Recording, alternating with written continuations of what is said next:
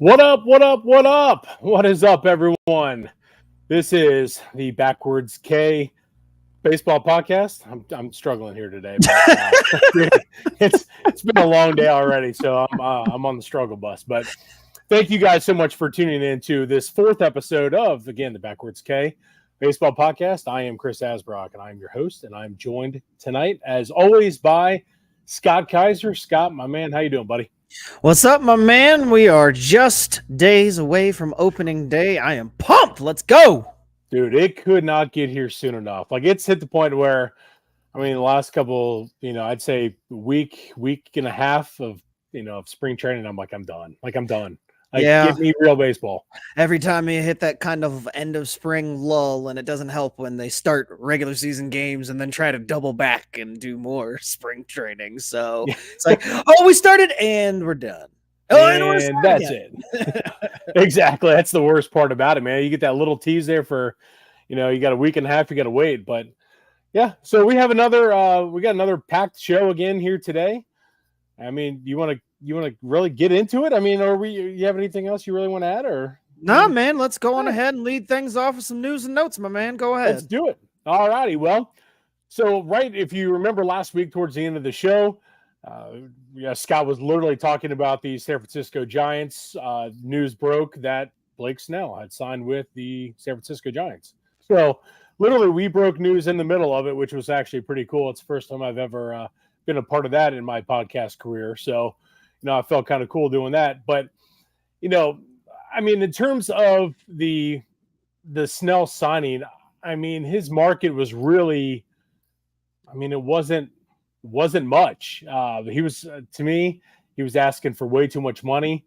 Obviously, that is the majority of of it all is Scott Boras on that one. But once again, overvaluing his client, and then he ends up signing a 2-year deal or just over $50 million with the San Francisco Giants. And it's a good landing spot for Snell.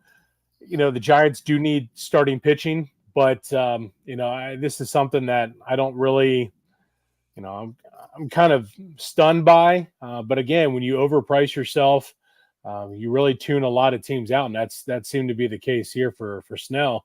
Scott, I know you touched on it a little bit last week, but what are your thoughts, as we go into, now the opening week here of the Blake Snell signing? I'm glad that Blake Snell finally decided he wanted to play baseball and finally decided that he was good enough to grace the league with his presence again. He won the Cy Young, so I suppose he's earned his spot in both the American League and National League. But overall, I'm not a huge Snell guy. Good for the Giants, I guess. Good for their spot in the National League. I'm just happy that we're close to the games being played, and hopefully he makes it worth their while and worth everybody else's time for making them have to wait.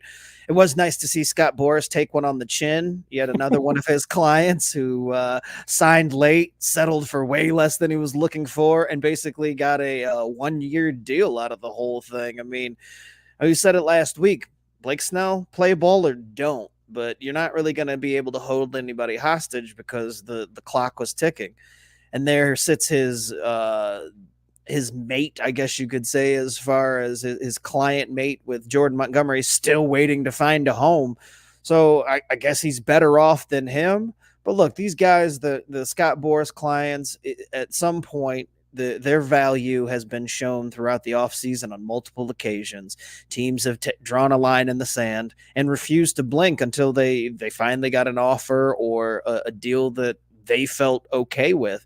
And both Snell and the case up there in Chicago with Cody Bellinger, they both basically had to eat their hat, take a 1-year deal. If they perform well, they'll be back next year.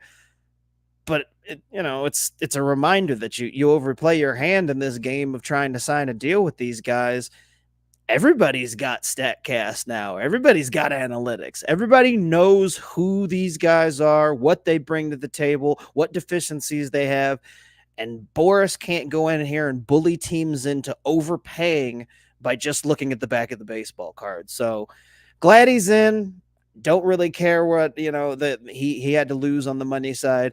And hopefully, I'm neutral towards the Giants. So hopefully it works out for them. See, I hate the Giants, so I kind of hope they fall flat on their face. But in terms of Jordan Montgomery now, this is it came out. I want to say it was this past weekend. Jim Bowden had said that apparently now Jordan Montgomery has a few, or rephrase that, multiple multi-year deals on the table now for him. So that's interesting. And let's be real, that was going to be the case no matter what. Jordan Montgomery, I think, is a better pitcher than Blake Snell. I would, if I had my choice, I would choose Jordan Montgomery, and he proved it when it mattered most last year. Like I said last week on the show, without Jordan Montgomery, Rangers don't win the World Series. Plain and simple. Now you're looking at his market and what teams are really going to really have to step up now, and where does he fit best? I mean, in terms of Jordan Montgomery, what three teams do you think he best suits moving forward? I don't really have he's one of those guys who kind of could fit anywhere. Anybody that has playoff aspirations, as you mentioned, he proved that he can step up in the biggest games when the lights are brightest. So if you're a playoff team, I think he could fit on any of those teams. But even if you're a team kind of on the cusp or looking to kind of speed up the rebuild just a little bit, or looking ahead with a younger staff, and he could be a stabilizing veteran presence, I think Jordan Montgomery could fit just about any team in the league at the moment. I completely agree. And I know this morning, I want to say it was on MLB Network Radio, I was listening, and Steve Phillips had mentioned three teams, and it was kind of the Yankees, obviously, because right now they're in need of starting pitching. You've got Nestor Cortez, oh geez, who's the other? Carlos Rodon? Yeah, Carlos Rodon. Yeah. I mean, I kept saying Chamonix in my head, but I'm like, that's not right. Yeah, with Carlos Rodon, you don't know what you're going to get from him. And who knows how long Garrett Cole's going to be on the shelf. And Marcus Stroman, I mean, I don't know what to expect from him. Well, at this point in his career, he's a number 3 starter at best. So exactly. So in that rotation, I mean, he's a number 2. I mean, depending on what you get from Nestor Cortez, I mean, and obviously when Garrett Cole comes back, I mean, if Cole comes in and he's perfectly good, obviously he's your ace. Would you slide in Montgomery over Nestor Cortez, or it's, flip-flop 2 and 3? You can't go wrong there. Baltimore was a team that Steve Phillips had mentioned, which I thought was pretty interesting as well. They've got pitching, but they do have injuries, though. So adding a Jordan Montgomery to that staff, man, that would instantly stabilize, a staff with Corbin Burns and Grayson Rodriguez as your top 2 right there. And then you add Jordan Montgomery to that, count me in.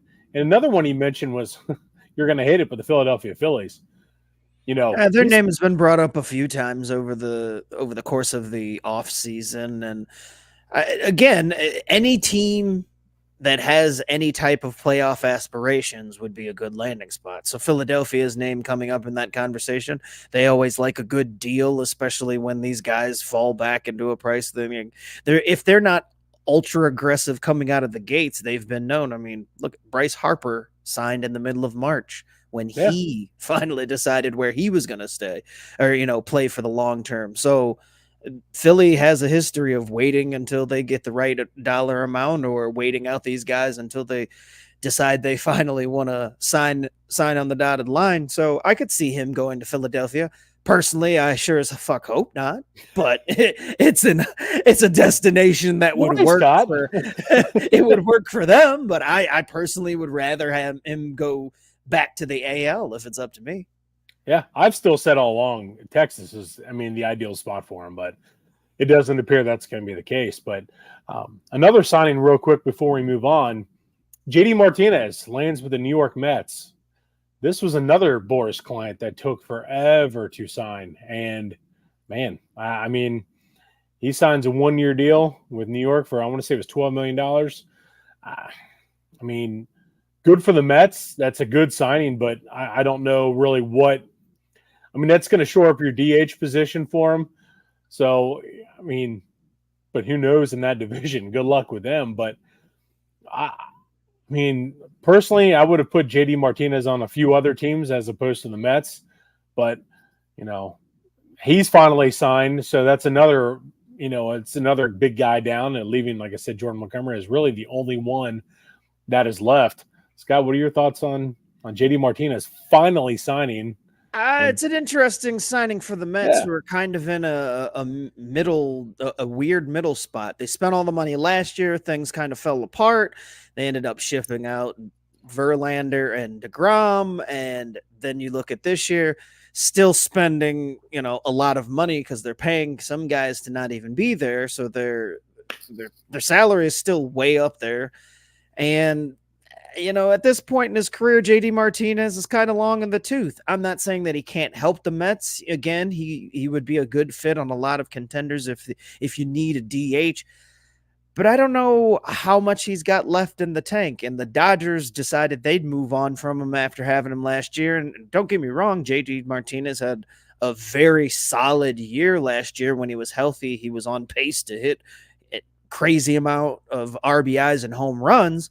So he had a really good season, but it seems like an odd fit for New York unless they're planning on, doing what some of the smaller market teams do when they seemingly sign a guy that doesn't really fit in the long-term plans and they plan to flip him at the deadline. I could see a situation like that where yeah, they're just looking to get prospect capital for having signed him, and $12 million, obviously a bargain considering you had Justin Turner sign up in Toronto for $13 million, 2 months ago. So, I guess the price was right for the Mets. And if it works out, they flip them and get a pick, or, they get some prospects back. If not, $12 million for a JD Martinez isn't going to set you back too much. So it's a curious signing, but I suppose the Mets have some type of plan. But then again, it's the Mets, so they're probably they're probably floundering as we speak. I was going to say they'll fumble it anyway. So, but but no, I mean for the Mets, so it's going to be a battle in that division anyway. So they are, best case scenario, they're looking at a wild card. But if they have any sort of slow start to this season, yeah, look for JD to be dealt, at or near the deadline because again, bringing back prospects, you know what you're going to get from JD. So I think Matt at this, Barr is a Mets fan, and he says Danny Burgers was the DH for most of last year. JD is an absolute upgrade, but I'm not sure to what end. That's kind of what we're touching on, where it's yeah, just like you don't really see the forest through the trees on this one, and unless they're planning on competing somehow, which I don't think they have the starting pitching to do this year. That's really the Mets' problem. On paper, their offense isn't too bad. The Mets team as a whole isn't terrible, but their starting pitching is going to be pretty awful. So it's not going to exactly. be able to carry them. And then they play in the same division as the Phillies and the Braves, so they're behind the 8 ball there. Look, any team could play to above their capacity, and a team with a payroll that much, you would expect that if they get the highest outcome for all of the guys that are making top dollar, they would be able to compete and stay right there in the division. But realistically, without starting pitching, I don't see how it works. So, like I said, I can understand signing him with the intent of flipping him later on, but I don't know how much it changes the overall outlook for the Mets.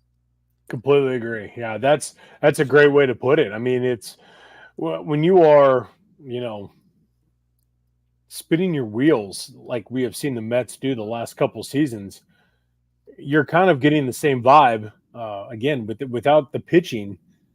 I mean, you're gonna. I mean, they're gonna score some runs, but if you're scoring, for example, 10, but you're giving up 11, what good does that do? Yeah. So that's going to be the Mets' problem, as this season unfolds. But like I said, any slow start to this season is going to be an absolute nightmare for them. And then, expect some more moves to be made, as the summer really kicks into full gear. So again, that's like you were saying, Scott. It's a very interesting signing. One that, again, the Mets you could see with a plan moving forward. If it works out, great. If not, yeah, they'll flip them, and nothing hurt. So there you go. But well, I think it's time to move on to one of the weirdest One of the Stories. weirdest stories we've seen in a while that broke what, the day after we were on last week? Was it Yeah, Tuesday of last week that this thing kind of all came into focus? dude, this is one of the biggest shit shows I have ever seen in my entire life. One that is, I mean, in all serious, you know, we joke about it, but this is a pretty serious. I mean, if this goes sideways, I mean, this could get really, you know, pretty bad. But we're talking about Shohei Ohtani and his interpreter, Ipe Mizuhara, who was fired by the Dodgers for. I mean, we've seen basically about 42 different stories. Yeah, well, exactly, and that's the problem is we've seen you know, 2 wire transfers from Otani's account totaling $1 million. Then there's theft involved or alleged in the amount of $3.5 million to cover gambling debts. Oh man, this is crazy. And looking at the story here by Tisha Thompson, who is she writes for ESPN. She was the one who really kind of broke it. This guy, as we've seen, Ipe Mizuhara, he's been Shohei Ohtani's longtime interpreter friend forever. They've been, you know, together for a few years now, and he's been the one at the center of this, where Ohtani had allegedly wired 500,000 or 2 wires in the amount of $500,000 each, so totaling $1 million to help cover gambling debt that was to a bookie. I had his name. Now I can't remember his name here off the top of my head. Matthew Boyer, who is a Southern California bookmaker, where gambling is illegal in California. So that's why you're going through the bookies here. So this is, I mean, there's so much to this that, you know, it's really something to where you kind of really can't, you know, you can't jump to any conclusions by any means because nothing has really come out, but you've got the feds involved. Tell Twitter that.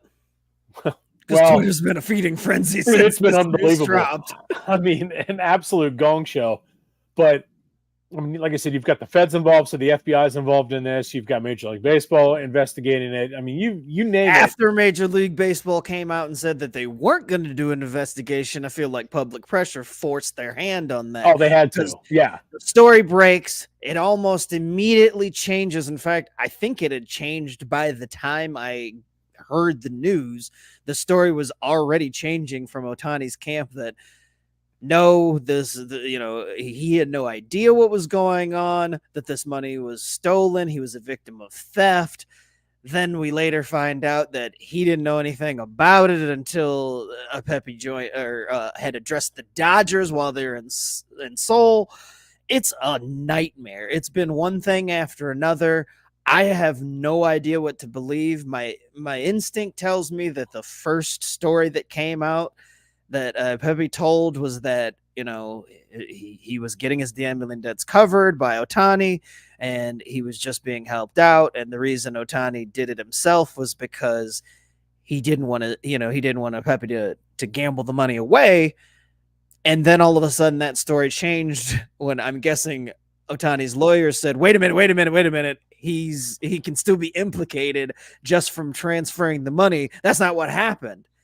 And so then the story changed. He didn't have anything to do with it.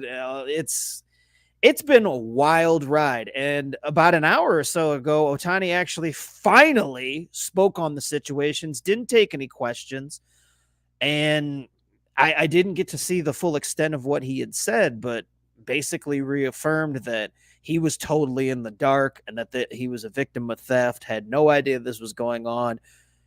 And that's, I guess, the version that he's sticking to for this afternoon. I don't even know anymore. I have no idea what to believe. So we're kind of left just to guess because he's not taking questions and things have changed so many times. So I hope that Major League Baseball does an actual legit investigation and they're not just winking and nodding at this whole thing because it's pretty damn serious. And for the people who are pounding their fist on the table saying, you know, you ban Pete Rose for doing something similar, if I gotta say, if Ohtani did have anything to do with the gambling or whatnot, he should be punished just as harshly. Like it's very clearly stated that you can't gamble on baseball, and we don't know that he gambled on baseball at all. The what things were gambled on by whoever gambled them on are outside the realm of baseball. So hopefully that never comes to pass, or we never find out that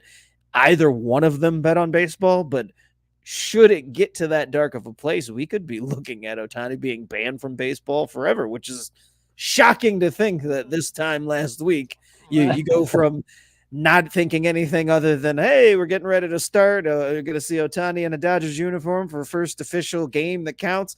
And then the shoe drops. So it's all very interesting, confusing, and I'm hoping for the best because Ohtani is the face of the game right now. He's the biggest name in the sport. And if he does end up going down, it would be yet another black eye for baseball after they've taken quite a few over the last couple decades between the steroid era and everything that they went through with that, the labor negotiations that have been contentious over the last 20 or so years. It's just baseball after the season that they had last year where people were excited about the game and more people watched than it had in a very long time. This is the last thing they need. Yeah, like this simply cannot happen. I mean, it cannot happen. As soon as I heard it, I'm like, you've got to be kidding me. Like, it never fails. And it's almost like baseball can't get out of their own way. Even though, I mean, I'm not going to say this is baseball's fault, but, this is something really serious. And I really do hope that Ohtani was completely in the dark, about it all. That would be best case scenario. But like I heard on the radio this morning, when your best case scenario is the top star of the game is in the dark to all of it, and he's had millions of dollars stolen from him, that's pretty bad, and that's I mean, but that's just the way it is right now. I know the best case scenario right now is that he was just ignorant of his own finances, which it doesn't paint him in a very good picture. It makes him look willfully ignorant that he was having him handle his money, or however, that his interpreter had access to his funds. That's the best case scenario, and that's not great, Bob. So, and Matt agreeing, saying when the best case scenario is ignorance, that's rough. Like, it absolutely is. 1,000%. I mean, it's like if you read a lot of the stuff from actual trusted, journalists and not, the internet, that's, you'll see a bunch of stuff I've seen written by, like I said, legit journalists talking to, and everybody that they have interviewed. I mean, Ohtani's one that he is in the dark on a lot of stuff is what it sounds like. And that's what I'm hoping for, because the dude eats, sleeps, and drinks and everything baseball. And that's kind of, the preliminary reports coming out from what they've said, it doesn't sound like nothing was bet on baseball. So I'm like, well, that's good. From the stories that I've read, again, from, credible journalists and everything like that, it was never bet on baseball. So I'm like, okay, well, that's one thing that's good. But again, if we're, reiterating, ignorance is your best case scenario. This, I mean, there's so much really that's still going to unfold here coming up over the next, days, weeks, I mean, hell, even months, depending on what happens here. So, oh man. Yeah. Well, and I hate that on basically the eve, more or less, of a new season beginning, that this dark cloud is what's overshadowing kind of the whole thing, because we know that it was talked about during the Seoul games, during the broadcast, surrounding the broadcast. That's all anybody want to talk about. You get a week removed from that, and there's still going to be the conversation surrounding it once, everybody else gets in there to play. So rather than focusing on baseball and everybody getting back in there and start of new year and all the excitement that comes with it, we're having to sit here and deal with questions about something that has nothing to do with the game itself. And like I said, with Snell and anybody else out there, nobody's bigger than the game, not even Ohtani. So if Ohtani, did do something wrong, and it turns out it did, you kick him out and never look back. And it'll be unfortunate. It'll be sad because I love Ohtani. I love watching him play. He's been great for the game since he came in. But if he broke the rules, I'm sorry, my man. You got to go just like anybody else in the same situation. I'm just glad he doesn't play for the Braves.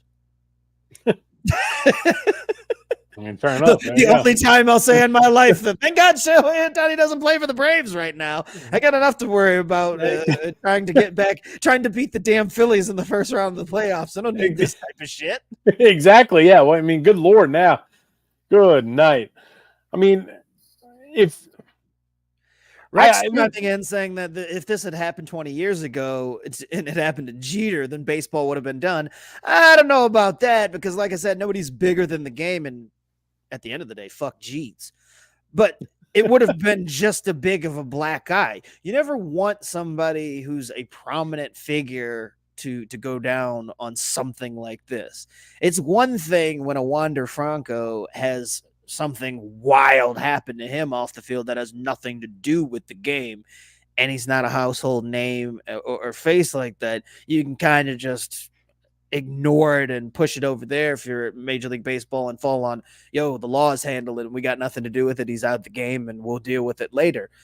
But with Ohtani, you kind of can't just ignore it. No, you can't ignore one of the most unique players that's ever played the game of baseball and succeeded at a level that few have ever even come close to. So it's a struggle. I mean, when I can look up at the TVs at work and see one of the first things that the national morning news is talking about is the Ohtani situation, it's serious because they're not breaking in on Good Morning America or spending time on the Today Show to talk about baseball if it's just the games and highlights. So it's become bigger than baseball, and that's not what baseball wants.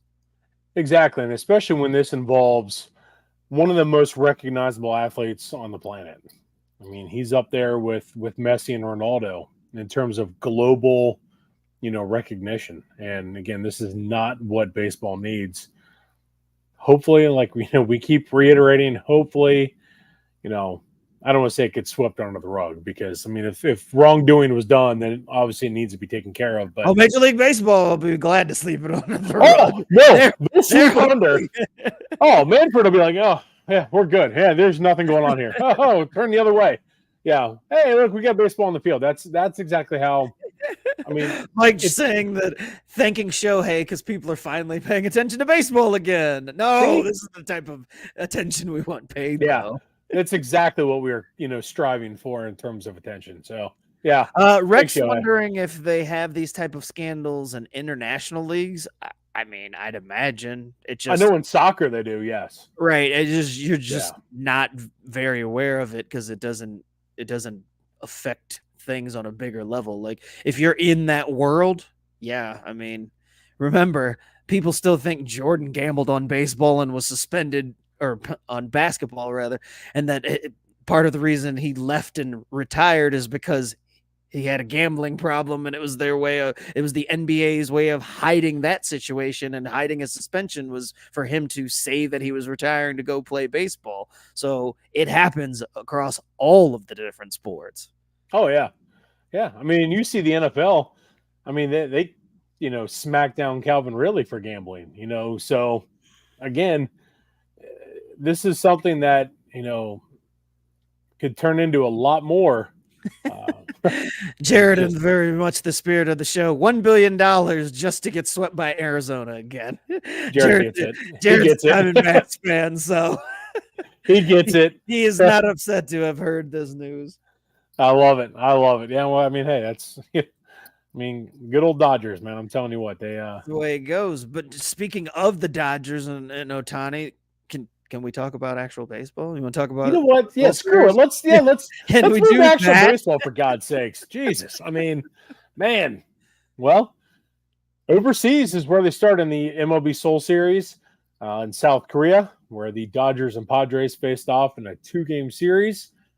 The first is actually turned out, with the split. The Dodgers took game 1, 5-2, while the Padres took game 2. 15-11, and two completely different games. The first one was it was a pitcher's duel. It was a pretty. I mean, I thought it was a pretty fun game to watch. It was kind of nice driving to work and watching the game on my phone as I'm driving. Yes. I was slightly distracted, but yeah, being able to watch baseball at 6 a.m. is pretty legit. But I mean, this was the first game. Like I said, it was kind of nice to see real baseball in front of 15,000. Was it 952 at the is it Gochok Sky Dome in Seoul, South Korea? So that was game one. Man, Scott, what did you think? Again, obviously we saw real baseball, but what were your thoughts on some of the performances that we saw? Because I've got a couple things highlighted for this game. So tell us your thoughts on it. I enjoyed that it was baseball that counted, but at the same time, when they do this and they start the season and then try to go back to spring training, it always just kind of feels like a kind of dress rehearsal. It still doesn't quite feel like the same thing. And the managers and teams and players all seem to treat it like they're just doing another spring training game and it happens to count. So the play seems a little bit off. The pitchers are still pulled relatively early on. They're not getting stretched out any further than they would be if they were, still in an actual spring training game. So the results are a little bit skewed. Again, it's like watching a glorified spring training game that counts.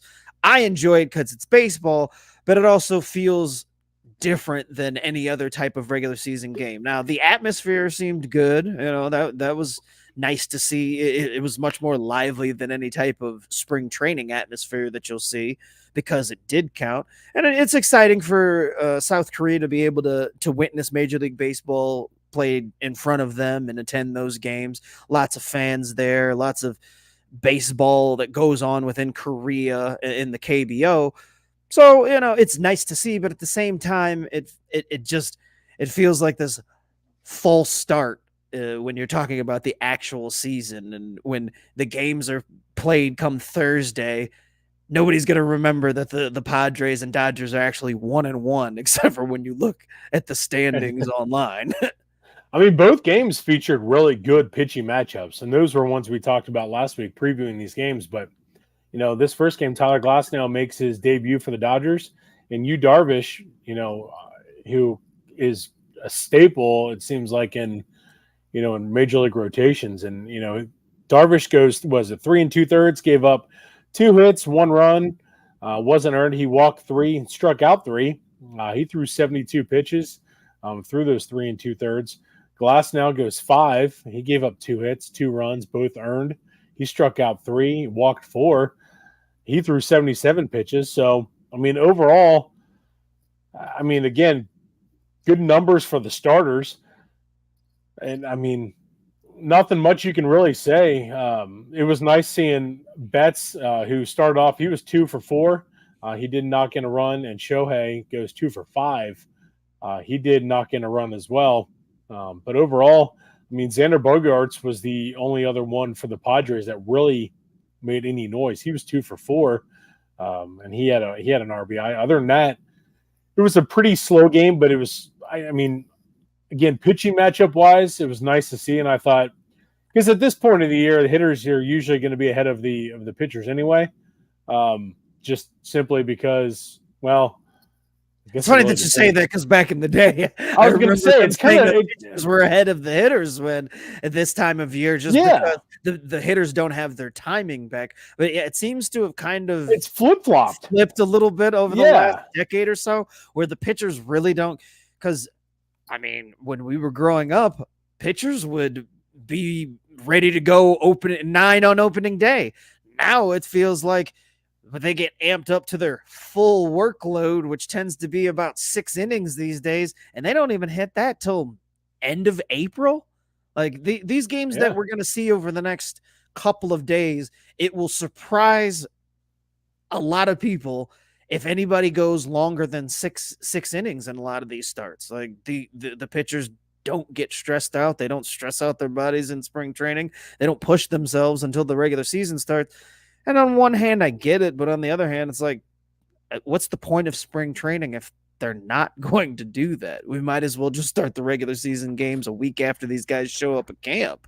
Well, exactly. I mean, if you look at this game here, this was a 2-1 game all the way until the 8th inning. And then it went sideways for the Padres.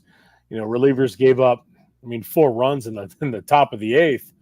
You had Betts with a single, an RBI single, Ohtani with an RBI single, Gavin Lux. He ended up getting a hit, and that was kind of nice for him. Or no, he was 0 for 5. He was on a fielder's choice. Just kidding.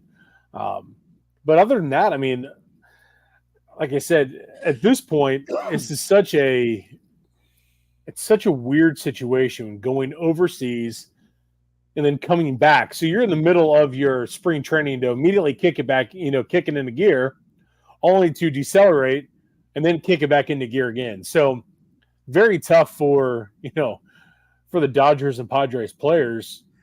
The boost is the atmosphere and everything like that. Mike chiming in to say that they should make it just a spring training game and don't tell the people in Seoul because they'll never know. I can't argue that. Although Matt says that baseball's huge in Korea, like we mentioned, and the KBO games are fun to go to, and he was at one when he was overseas. And he also mentions that the velocity that they're throwing early on in the season is part of what they're doing. And he had Chris Bassett last week mention that, the human body just isn't meant to throw harder than 93, 94, and that's why we're seeing all these injuries. And that's fine. But again, I'm just referring to the fact that I wish that whatever level they need to get to for the season, I wish they were actually there once the season started instead of we're going to see over the next week that's still kind of occurring where guys are only going to be limited to about 70 or 80 pitches a start. Sometimes that means you're not going to see guys get out of the 3rd or 4th inning and if they get into a jam.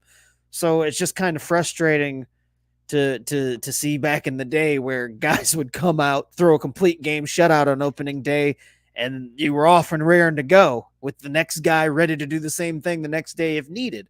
So it's fine. It's great. It's still baseball, but I do miss the pitchers being more ahead than they are now. Yeah.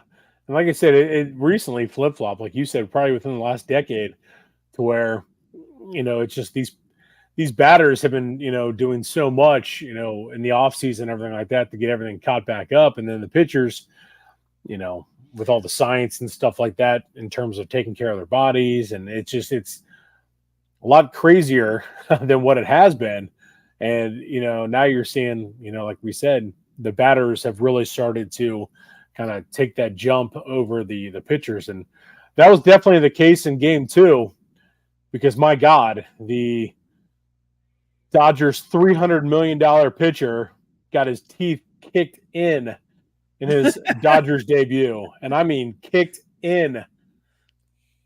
Yoshinobu Yamamoto manages to go only an inning, gave up 4 hits, 5 runs, all 5 earned. He walked 1, struck out 2. So there was at least that. He did strike out 2. I got no problem reminding folks that his ERA is 45 come Thursday. So there's that.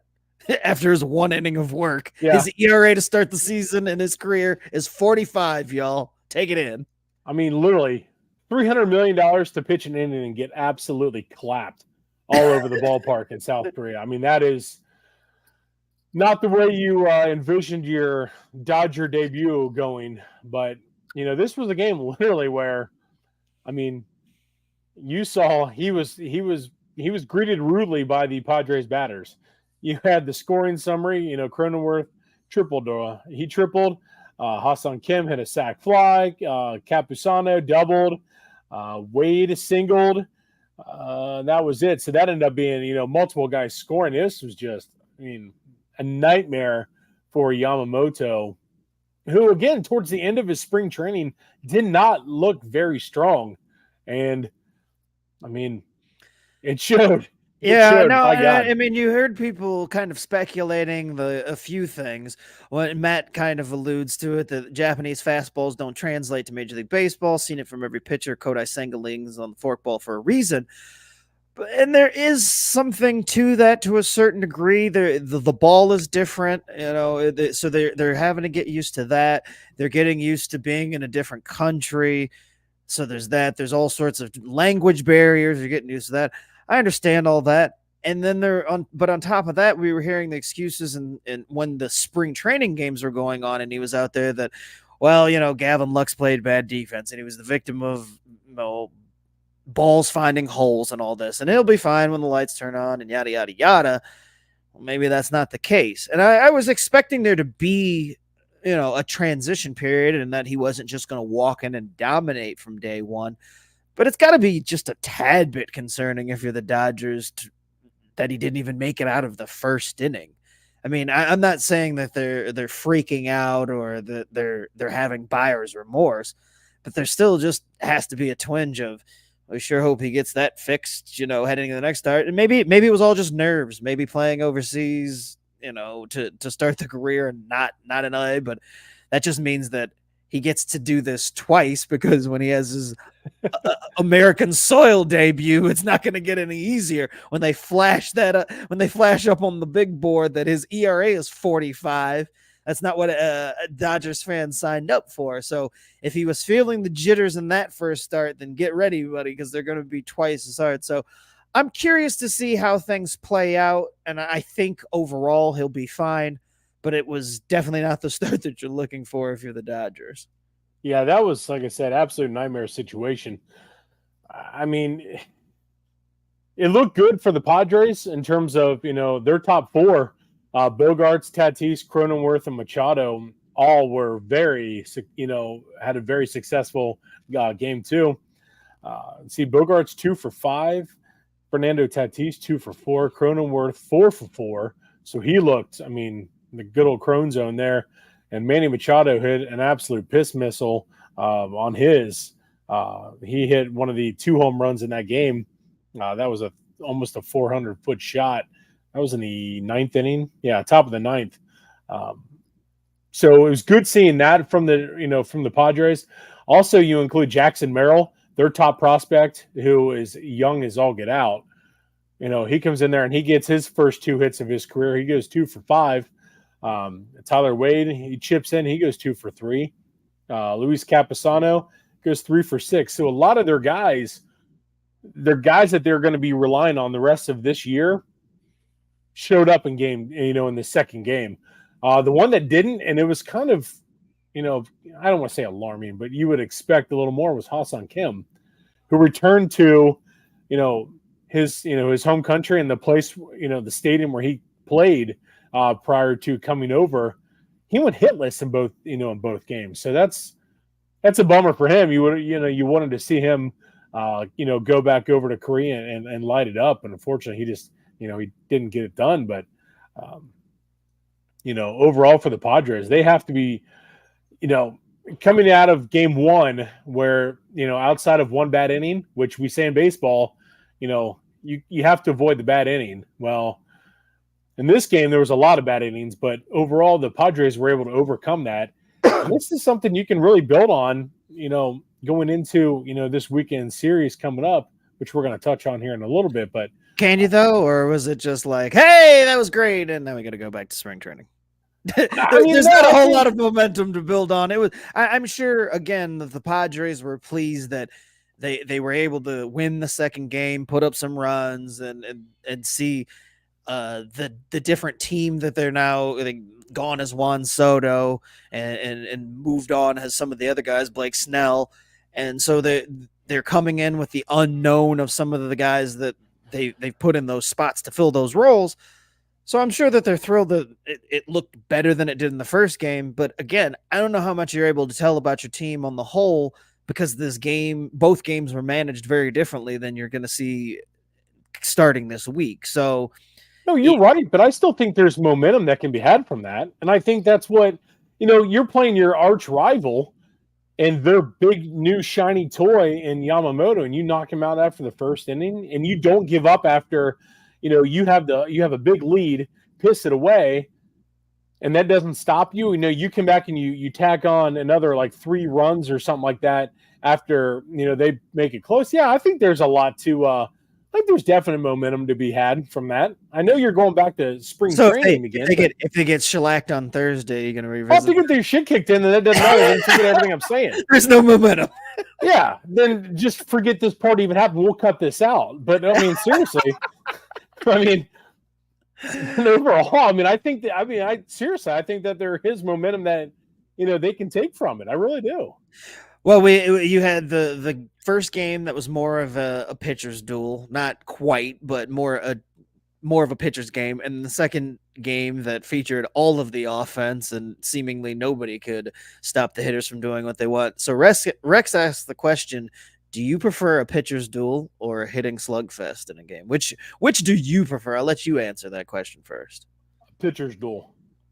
In all seriousness, in my years, my years of coaching high school baseball, I will say the greatest game I've ever been a part of was a game where there was 1 hit total. Our pitcher threw a no-hitter, and we lost 1-0. And it was the best game I've ever been a part of.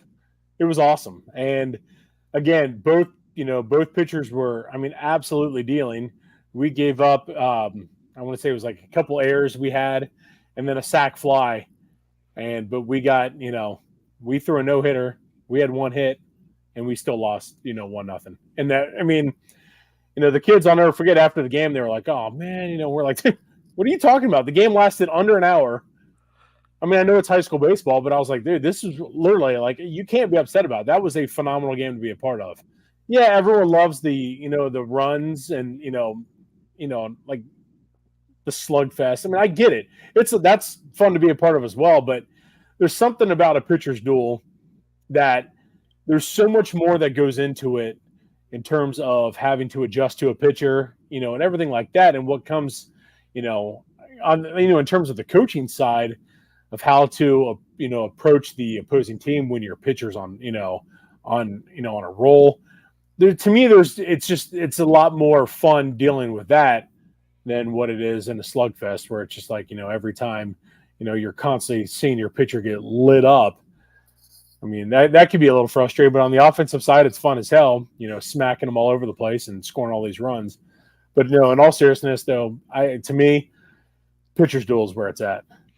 I'm going to just kind of steal Matt Barr's comment here, because he says that a slugfest for a live game and a pitcher's duel for TV. And I think that pretty much sums it up. Because when you're at the ballpark, you're sitting there, you're doing whatever, eating, drinking, but you're there to be entertained, have a good time. And a lot of times you're sitting out in the sun or, whatever it may be. You'd rather see action on the field. No, watching a pitcher's duel in person is, as much as I love baseball, gets to be a little tedious and kind of boring. But on TV, I absolutely want to watch the chess match. Watching a pitcher's duel is my preferred way. Like, gun to my head if I have to choose one. I know you were on the fence that entire damn question. Like, dude, I would rather see a pitcher's duel. But again, if you're in person though, like, nobody wants to watch pitchers just like striking people out constantly. So that's, I don't know. It's a tough question to answer when you're talking about in person versus watching it on TV. Because, yeah, TV. I know people that do not like sitting through pitchers' duels, no matter what the situation. But I'm a sucker for a good pitchers' duel. It is fun to watch 2 pitchers go back and forth and just carve out bonus points if the teams are supposed to be crushing. If the offenses are supposed to be really good and none of them can break through, then that it's 100% that both pitchers are on their game, and the best pitchers can beat the best hitters on any given day, and that's fun to witness. So yeah, I'll go pitchers duel. Yeah. And seeing that, well, that's one thing that I'm going to harken back to the momentum part of it. We saw in game 2, the slugfest here. The Dodgers lineup is, it's absolutely ridiculous. and the Padres outslugged them in that game. That's where I'm saying I think the momentum can be carried on. But there were two different types of games. Outside of game one was really a pitcher's duel. Outside of the eighth inning, I mean that was, like I said, a 2-1 game really until the eighth when the Dodgers tacked on 4, and then you had your slugfest. So you really had the best of both worlds. If you're a baseball fan, whichever one you liked, you got to see both of them. So, again, it felt good to have baseball back, period. So that was kind of nice, regardless of what teams were playing and, what the scores were. So I think, should we move on to our World Series picks, or what do you want to go to next?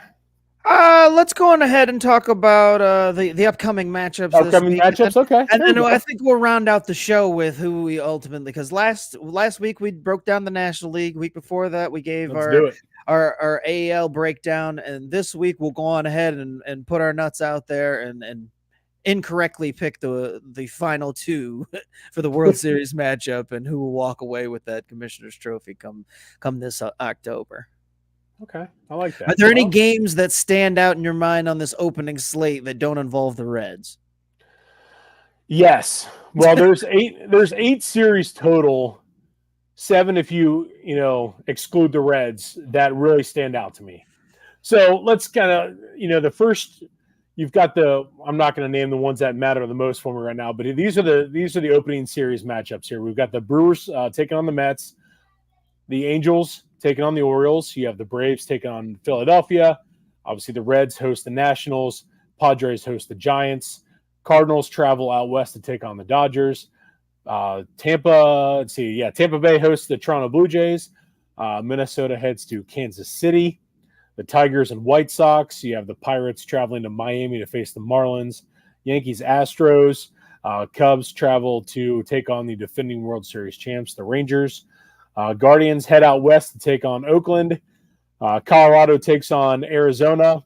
And finally, wrapping it up with the Red Sox and the Mariners. So those are the 15 series that start on Thursday.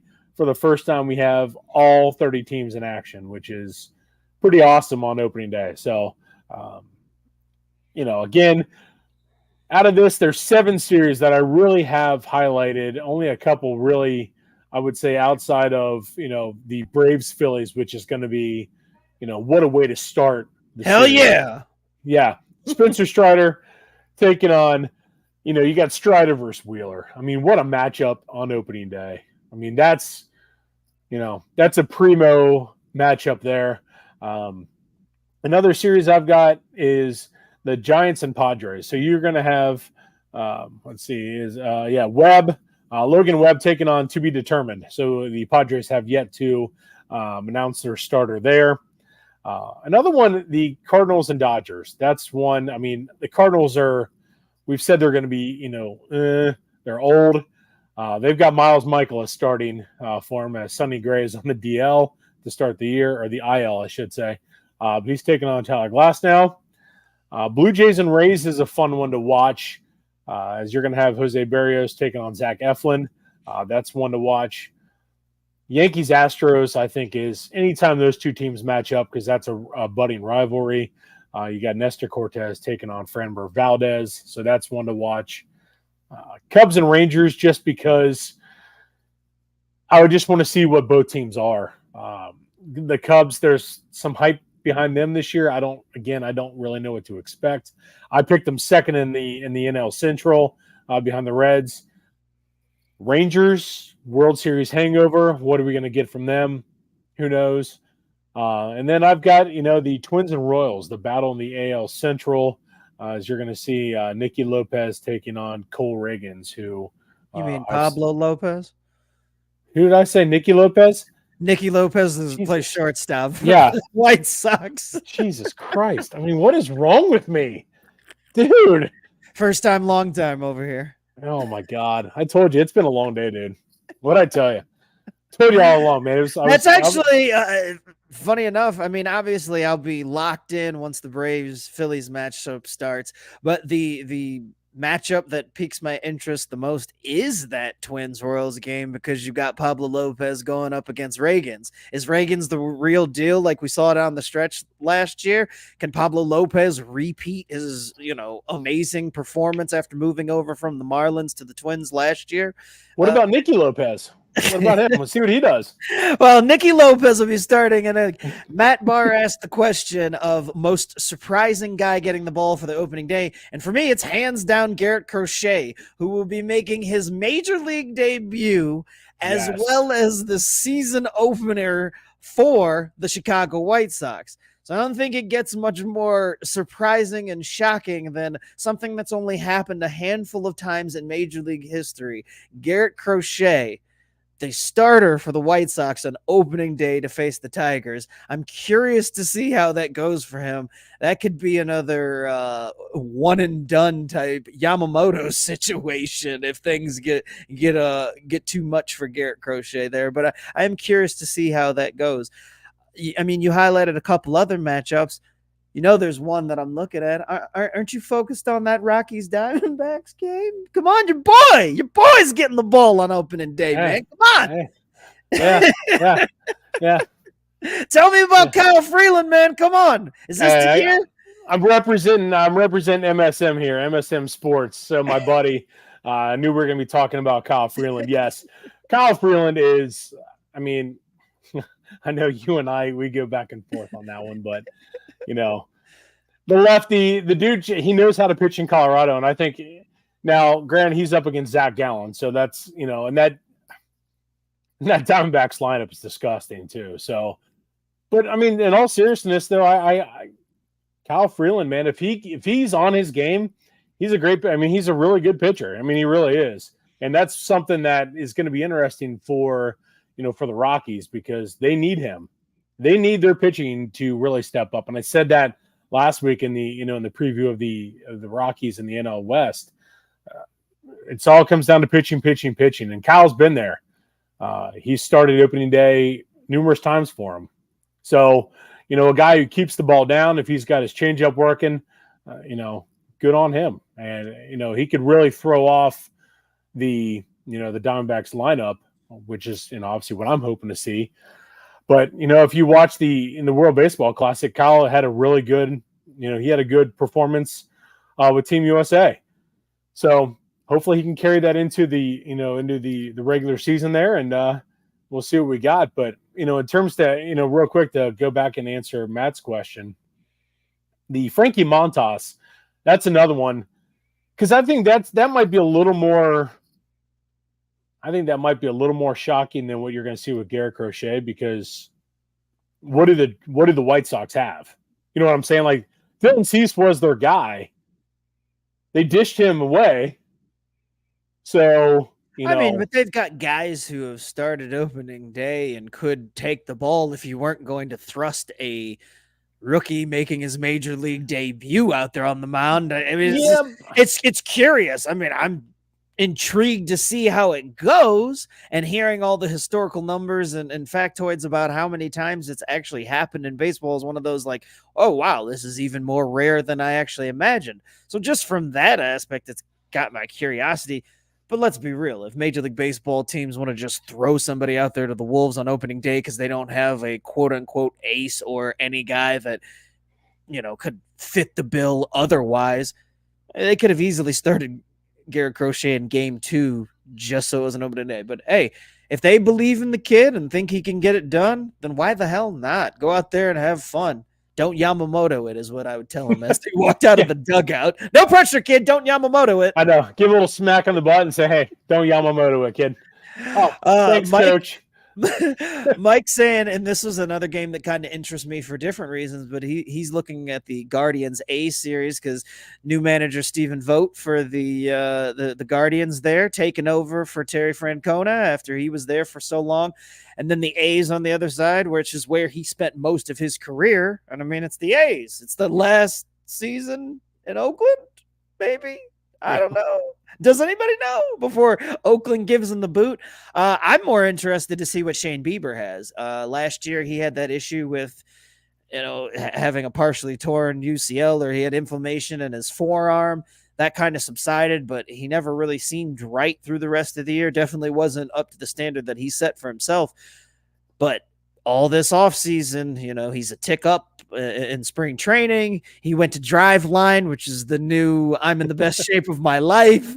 So he worked out, there and seemingly has gotten back to being the guy that we used to know.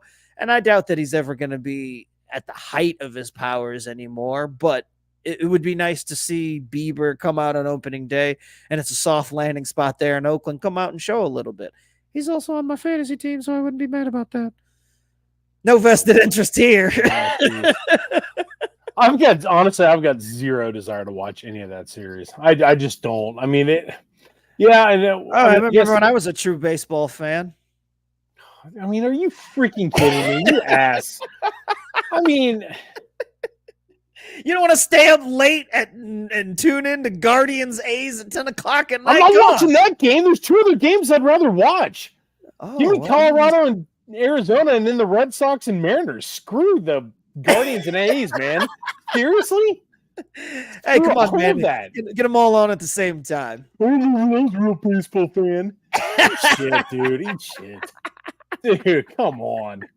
I mean, we're not going to go there. You're going to shit on me for not watching Guardians A's? Really? Hey, I would, but I got to be to work a couple hours after it starts, so I'll be that's asleep. a great excuse. There you go. Yeah. Sleep by the I time didn't watch because I had to sleep. Yeah. Come on. Our resident Cleveland fan, Rex, says that that's the only game that matters. So yeah, I know one person who will be watching it. Yeah. Because we know there's going to be 3 people in Oakland watching it, so there's that. But yeah. Ooh, Rex with a throwdown saying that the Guardians are actually the only Ohio team that matters. What do you feel about that? I'm just going to be nice. I'm not going to sit there and shit on, on listeners of the show. I'm not going to do it. Rex, I mean, I appreciate your input, but you're wrong. Bar pointing out that I got you to lose your religion over there and start cursing. I hope your mom's not watching. Dude, you should hear me on a daily basis. I mean, this is nothing. Scott, getting you worked up. I gotta let him know he's not all professional. He's not as calm as he appears to be. Exactly. Thank you. Yes, I just try to keep it classy for the show. It's easy to poke the bear. Oh yeah. I've got a fuse that it's very short. We'll go with that. We'll definitely. Is there anything else that you're looking for, or excited about on opening day? I mean, opening day for me, in all seriousness, I can watch any of the games, and I tend to catch a little bit of them all just because I'm so happy that baseball's on TV. Now, when the Braves start, I'll be locked in from the minute the first pitch until the final one. But before that, I'll peek in on some games. After that, I'll check some things out before I get to bed. And it's such a great day. Opening day. No, it really is. Yeah, it has such a feel for me, and I still it takes me back to my childhood. Racing home to be able to watch all the games and catch everything that had happened, and that was still to come. There's nothing like opening day. No, absolutely. Yeah, I mean, especially here in Cincinnati, that is the epitome of opening day. I mean, if you're in this area and you've never been down to opening day, oh my God, check it out. I mean, I'm going to say I'm obviously super biased, but yeah, nobody does it better than Cincinnati when it comes to opening day. I mean, it's really a phenomenal event, just overall, top to bottom, just the atmosphere. It's awesome. And I mean, I'll tune into Brewers Mets to start it off. I could care less about either team, but I'll be watching. And then when at 3:05 when the Braves Phillies comes on, I can promise you that's the game. Out of all of them aside from the Reds, that's the one I'm really intrigued by, because that is literally a heavyweight fight to start the season off. I mean, you can't ask for much more in terms of an opening series than Braves Phillies. You don't have to say anything else to get me fired up. The last game the Braves played that counted was a loss to the Phillies in Philadelphia. So yeah, you got your shit kicked in. Enjoy. Whoa. Shit kicked in. No. You did. Did you win or lose that series? Did you or did you not? But getting your shit kicked in, there's a little bit more of a definition to that when it comes to the final score. Either way, I guess did you or did you not lose You that know series. what? I will defer to the Reds fan who would know about getting his shit kicked in. You're right. We got our shit kicked in. Just Yeah. like you've done for the last, I don't know, That's my 30 years. life. That is my life. I don't care. I don't give a damn. I don't care. You If sound it like wasn't for my team, the Colorado Avalanche, I would be a miserable, and I repeat, miserable sports fan. Colorado has saved me since, I was, my God, 13 years old. Mike telling me I'm uncalled for, which I'm sorry, Mike. You just had to catch a stray on that one. It was nothing personal. I just tried to give Christian. I don't have anything against the Reds. Those who know me know how I get down. The Reds are fine living here. I'm happy to live in a National League city. Even if the DH is taken over, National League ball is still the official league of baseball, period. Yes. Now we're starting to move forward here. There we go. Speaking the same language. Yes, now we're talking here. Can we get a Pepe in here to translate for us? I heard he needs a job. Maybe we can afford him. Hey, come on, Ipe. Come on in here, my man. Jesus. We need to bring him in for our betting segment. That's what we need to do. Nah, I don't do the betting. And betting, even if I do, betting on baseball, I have found is the fool's errand. I can watch all the baseball in the world, and not one time can I predict the correct winner in a baseball game. It's absurd. I suck at sports betting, so I've got zero room to talk. I give up. I just piss money away. It's stupid. I hate it. I do. I hate it. So overall, I mean, outside of obviously your Braves, what series are you really appointment viewing? I mean, like I said, I have interest in the Tigers and White Sox because of Crochet.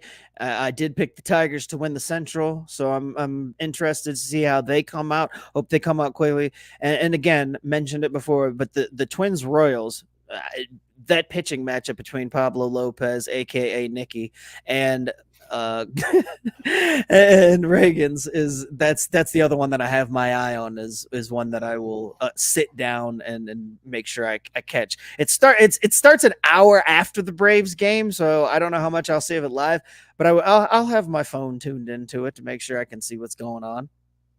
Oh, good. I mean, God forbid you ever screw up. I mean, Jesus Christ. No, I was just trying to say, I mean, aka Nicky Lopez, there's nothing wrong with that. You're such a dick. You are such a dick. God. I mean, it is just, I get one name wrong here, man. I mean, it's gonna freaking ride me. I almost let it slide, but that's not how I roll. The worst part is I said it and I'm like, that's not right. But I was like, I'm too deep into it now. And I'm like, I know he doesn't play for him. But I was like, then I started thinking, I was like, who the hell does he play for? And then I'm like, I just have no clue. And like I said, I've had, it's been a long day and I don't feel like dealing with your bullshit is really what it comes down to. So this is not a good episode for this here. I mean, let's be real. Well, before we get too far off the rails, do you want to give your World Series picks? Who do you have coming out of the AL? I got the Houston Astros. I think overall they are just, they're too strong. Going chalk in March. All right. I like it. Go ahead. Honestly, there's really no other way to go. No other team has what they have right now at this point in time. Texas, they didn't do enough. They've got too many injuries in terms of the pitching staff. Oh, you're laughing. What the hell's going on? I'm sorry. The comment section, Mike pointing out that you're learning a valuable lesson. Scott will pounce on every mistake, always and forever. That is, And Matt saying that you're sick of my shit and you're electric. Yeah, Oh, man. Yeah. Good shit. So take a deep breath. Take a deep breath. Here we go. Recollect your thoughts. You were talking about the Astros. Go ahead. Since I'm going chalk here in March already, it's March 25th, and we're going right down to Detroit. Jesus. No, but in all seriousness, though, I mean, the Astros, they are the strongest team. I think, what they have coming, in terms of the pitching staff, because like I said, you got Lance McCullers who's set to come back in the middle of the season.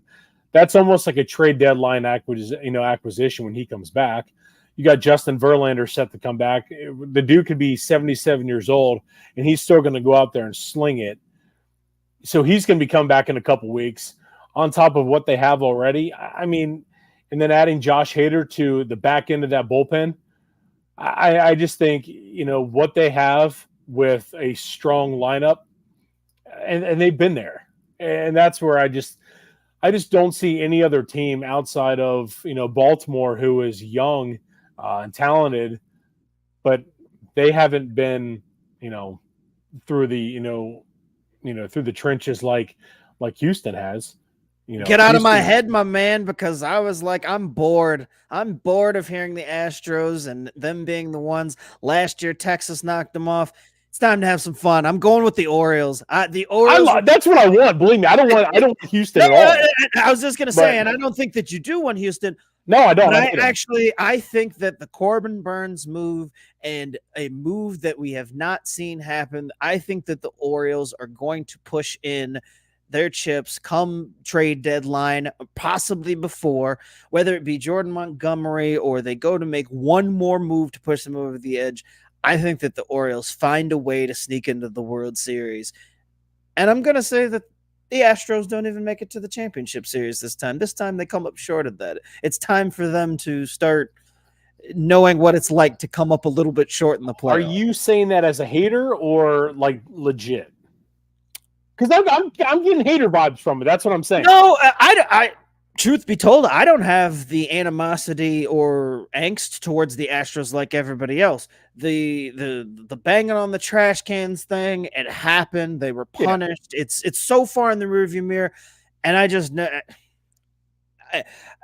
baseball being what it is, guys look for an edge all the time. The Astros were stupid enough to get caught.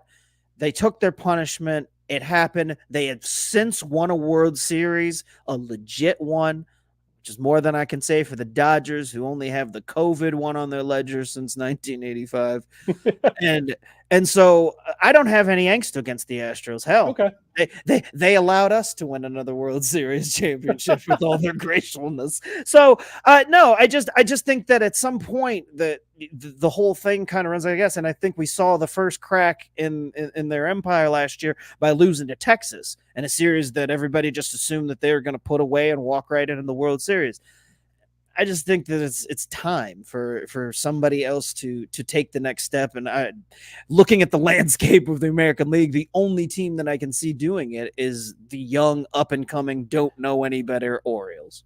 Can I add? I mean, I know, but I'm just trying to think of a way that I'm going to say this without you shitting all over me. Just don't say Nicky Lopez plays for either team and be all right. No. The audio only listeners can't see you flipping. I know, off, man. Yeah. If the Orioles, if they manage to get Jordan Montgomery, I would pick Baltimore to make it out of the American League.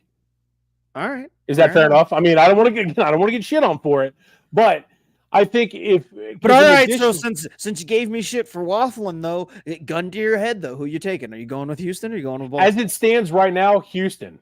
Okay. As it stands right now. I'm going sight unseen. I don't need anything. Okay.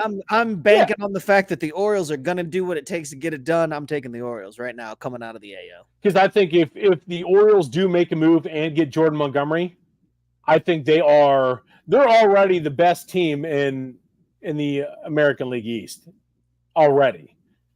And I think the American League East is the best division in the American League. But I just think with what you've seen from Houston, and they're like the freaking Kansas City Chiefs. God, sure, they've been there. I was going to say they have the pedigree. Yeah. It's old. But I think in addition, like a Jordan Montgomery to that rotation, oh my God, that changes everything. And I think that will push them over the top. But as it stands right now, sight unseen, like you said, I'm going with Houston just because of, what I said before. Cool. We'll go to the National League, and I'm going first. I'm going Homer. Atlanta's got to get it done. They have got to get past Philadelphia. And I think once you get past that situation, excise those demons, and get back over that hump, that they will finally make good on the fact that the last 2 years they were at worst the second best team overall in baseball, and go on ahead and get it done. I'm picking. My World Series prediction is Baltimore against Atlanta. I've got Atlanta as well. And Cool. I'm not saying that to kiss your ass. I just think overall, I think they're the hands down. I mean, hey, you know who played for Atlanta last year? A lot of people. Nicky Lopez. And I'm being dead serious about that. We had Nicky Lopez. That's why I knew where he was.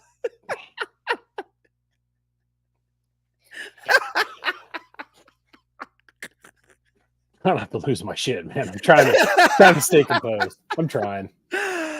Oh, you want to give your reasons? You want to give your reasons for Atlanta, or should I give mine? You go ahead and give yours. They're good, Scott. That's what it comes down to. They're a really good baseball team. Oh, come on. They've got pitching. Powers. What else do they have? They're not just good. Go into detail. Tell me why Atlanta's your National League champ. Well, how great are we? Yeah, please tell me. Pump my tires. That's what I want. Pump my tires, please.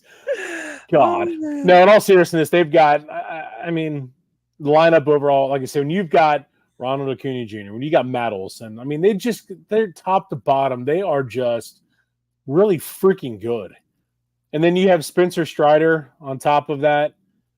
And then, like we were saying, the addition of Chris Sale, that is an underrated addition to that team. And that's one that is going to, I think, really, thrust them into the World Series. A move like that, again, so underrated, but can really add a lot to a team that already is loaded.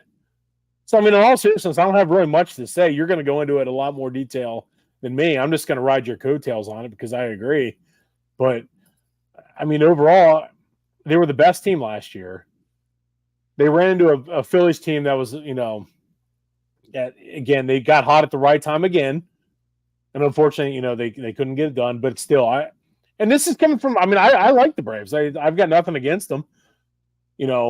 Chop on, baby. That's what I'm saying. So it's, I just think at this point in time, I think their time is now with everything they've done. And again, plus you got a GM and Alex Anthopoulos. That dude could give a shit. I think at this point in time, that loss to Philadelphia last year, that ticked a lot of people off in Atlanta. And I think that's it's simply not going to happen again. And AA is going to make sure that doesn't happen again.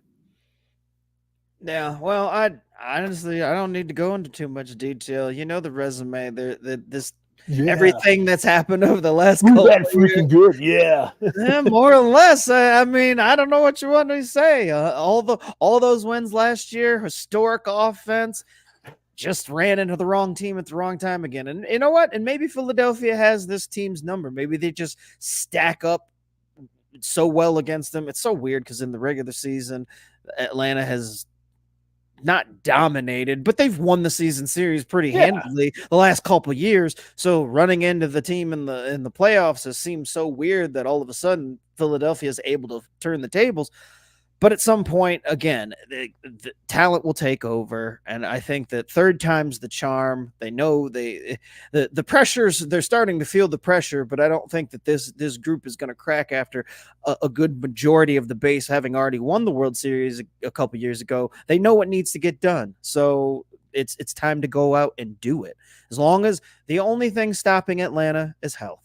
That's the only thing that I think could get in Atlanta's way of making it back to the World Series is if the injury bug strikes and they're never able to overcome it. So I have Atlanta and Baltimore in the World Series.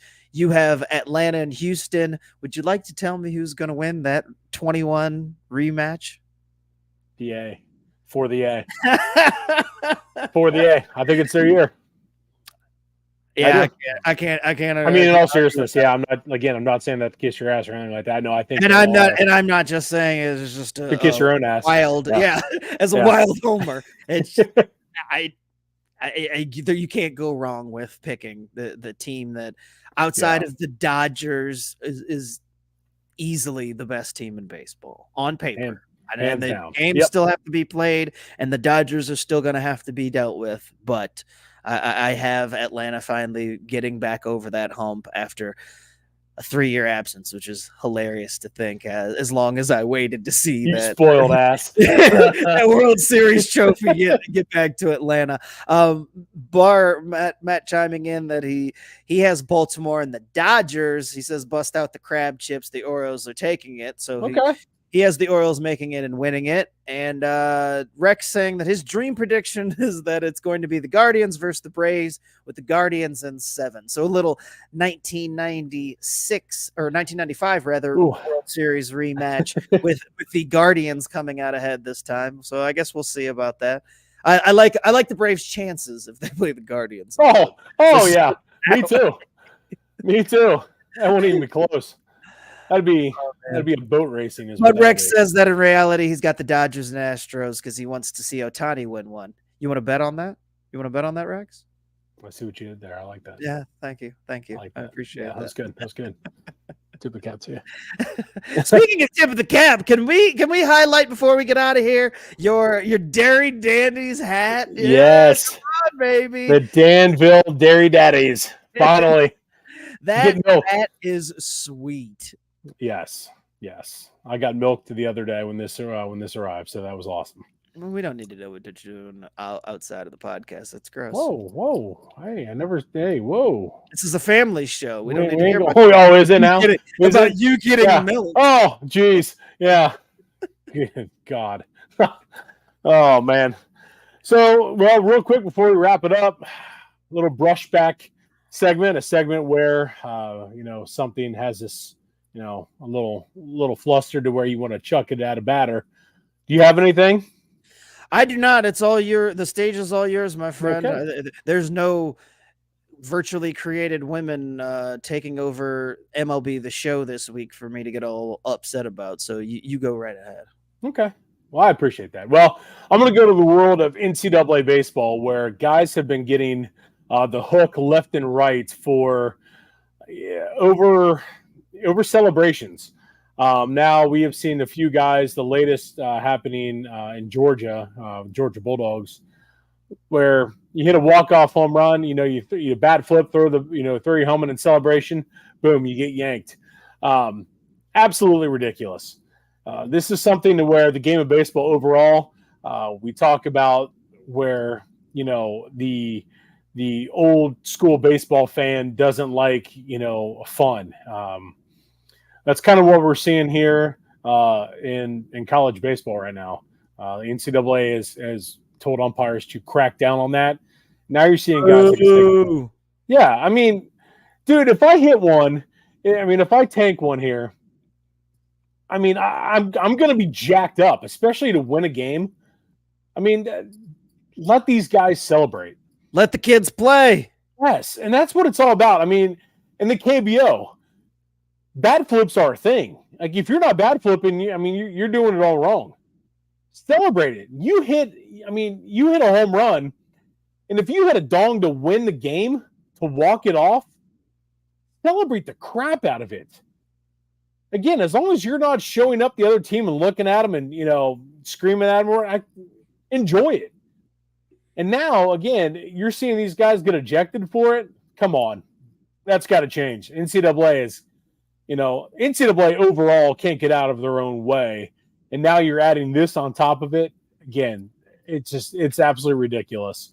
And, we bitch and moan about Major League Baseball doing the same thing, being, with the fun police and everything like that, and cracking down on some of the fun. Come on. Now we're seeing it in NCAA baseball. Not going to happen. It's got to get taken care of because it's ridiculous. You hit a walk-off home run, you deserve to celebrate the crap out of it. And it's just, again, these umpires, again, they're being put in a bad spot because the NCAA is cracking down on it. This is where the NCAA has to get out of their own way and let it happen. Again, like Scott said, let the boys play. Let them play. So that's where I've got.